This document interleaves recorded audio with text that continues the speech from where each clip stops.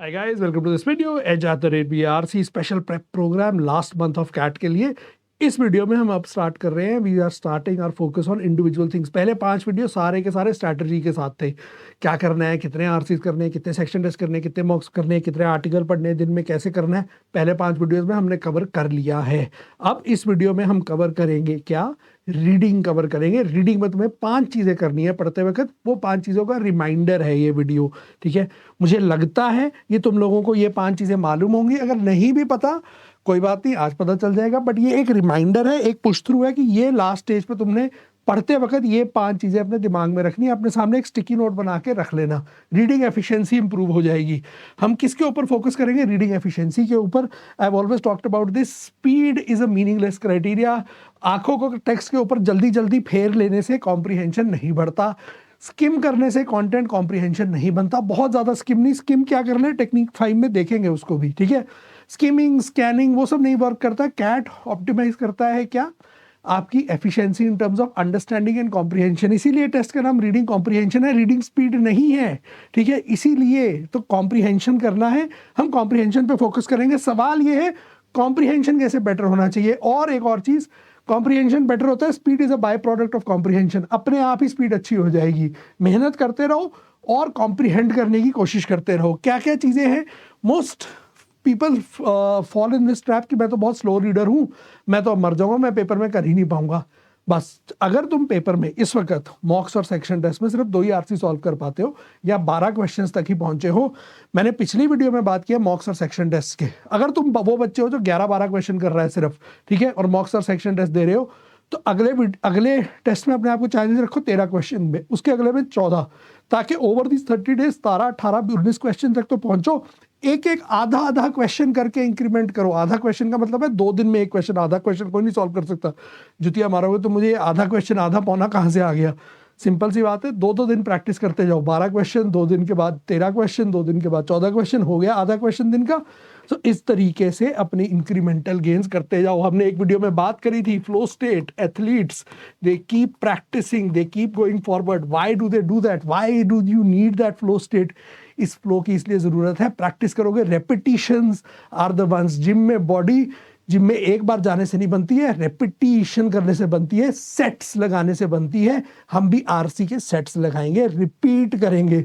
इन sets को लगाते वक्त हमने कौन सी ऐसी 5 चीज़ें हैं जो दिमाग में रखनी है। पहली टेक्निक, हर पैराग्राफ को पढ़ते वक्त हमारा दिमाग जनरली जब हम पढ़ रहे होते हैं तो इधर जाता है, उधर जाता है, उसके वो टेक्स्ट मैसेज पे जाता है जो उसने सीन करके फिर भी रिप्लाई नहीं करा था, ऐसी चीज़ों पे जाता है।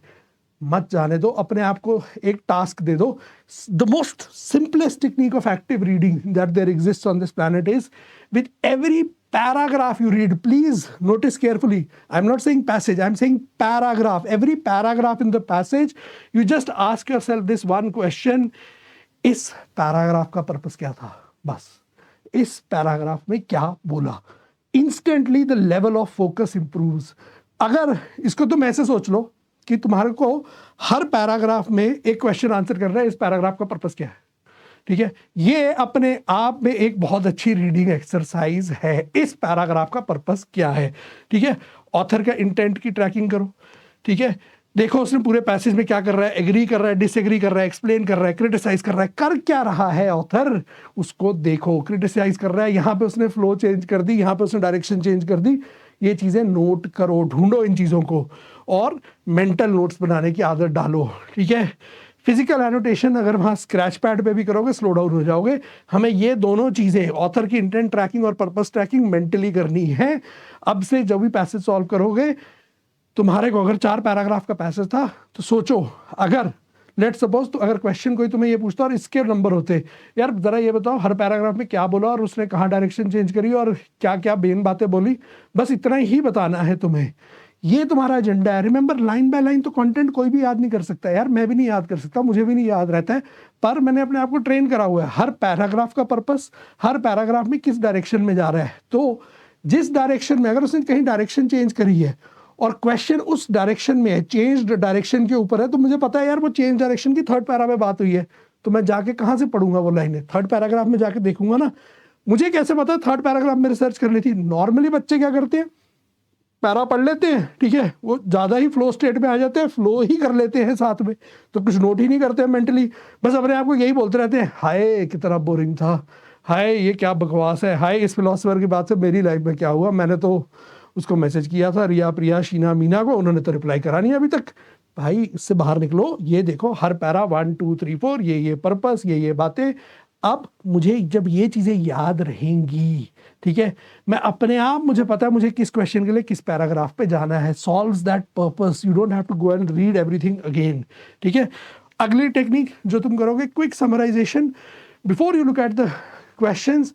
जैसे ही पैसेज खत्म करो, अपने आप को ये क्वेश्चन पूछ लो कि इस पैरा का स्केलेटल मैप क्या था, पैरा 1 पैरा 2 पैरा 3 पैरा 4, अच्छा ये थे, चलो अब क्वेश्चंस के अंदर चलते हैं। 10 सेकंड लगते हैं, ज़्यादा टाइम नहीं लगता। 1 घंटा लगा के वहाँ समरी नहीं देनी, ज्ञान नहीं देना, प्रवचन नहीं है, जैसे ये वीडियो तुम्हें प्रवचन लग रहा होगा, प्रवचन नहीं देना है, सिर्फ बताना है पैरा 1 2 3 4 में क्या क्या था, समराइज कर लो झटके से और क्वेश्चंस के अंदर कूद जाओ, डूब जाओ, लग जाओ, भिड़ जाओ। स्किमिंग और स्कैनिंग, स्ट्रेटेजिक स्किमिंग और स्कैनिंग क्या होती है? पहली बात तो मैं सच बोल रहा हूँ, स्किमिंग और स्कैनिंग से मुझे बहुत नफरत है। मेरी इनहेरेंटली रीडिंग स्पीड इतनी है कि मैं बहुत कंफर्टेबली कैट का पेपर, 40 मिनट का पेपर जनरली मेरा आज तक 35 मिनट से ऊपर में ज़्यादा मेरे को नहीं लगे कभी करने में। 30 से 35 मिनट में 5 मिनट फ्री ही होते हैं। पर जिनकी रीडिंग स्पीड कम भी है, ठीक है, तुम्हें क्या छोड़ सकते हो, अगर कुछ ब्रैकेट्स में किसी चीज़ का फुल फॉर्म लिखा हो, अगर कुछ कॉमास के बीच में कोई बड़ी लंबी लाइन हो, मेन वर्ब अगर तुमने आइडेंटिफाई कर लिया सेंटेंस में, ठीक है, यहाँ पे ग्रामर की आती है कि वो ऑथर क्रिटिसाइज कर रहा है, आर्ग्यू कर रहा है, क्या कर रहा है, मेन बात कर ली, तो बीच में कुछ एक्सप्लेनिंग टेक्स्ट है कि ये दिल्ली में हो रहा था, नई दिल्ली में समिट हुई, ऐसा हुआ, एक्सेट्रा हुआ, ये वाला टेक्स्ट तुम छोड़ सकते हो। जहाँ पे डिटेल्स बहुत सारी लिखी हो, किसी का नाम एक्सप्लेन किया हो, एक्सेट्रा एक्सेट्रा, क्योंकि उन चीज़ों पे क्वेश्चन नहीं आते। So those are the things that can be skimmed, right. So वो एक्स्ट्रा डिटेल्स को, उसके अलावा ऑलमोस्ट और कुछ नहीं छोड़ सकते तुम पैसेज के अंदर। सो ये 5 चीज़ें हैं। अभी प्रैक्टिस करो 1 technique per day for the next 5 days, फिर सारों को कंबाइन कर दो। नेक्स्ट मतलब आज से शुरू करोगे तो नेक्स्ट 10 दिन के अंदर अंदर ये सारी चीज़ें तुम ऑन अ डेली बेसिस तुम्हें करनी होनी चाहिए। टेक्निक से ऑटोमेटिक होनी चाहिए, ये बाय डिफॉल्ट है। जैसे तुम्हें भूख लगती है वैसे ही तुम्हें हर पैसेज का समरी हर पैसेज पढ़ने के बाद देना है, सेम है। इंस्टिंक्चुअल रिएक्शन होना चाहिए, by default mental habit, mental pattern बन जाना चाहिए।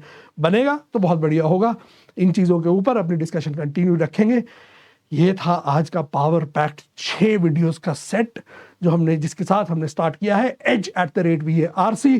अब टोटल 33 वीडियोस आनी है। 33rd वीडियो तो है कैट का एनालिसिस, बट उसके बीच में 26 वीडियोस और हैं तुम्हारे लिए। 26 दिन 26 वीडियोस, 26 का खेला है, स्पेशल 26 कल करेंगे, अगले वीडियो में मिलेंगे।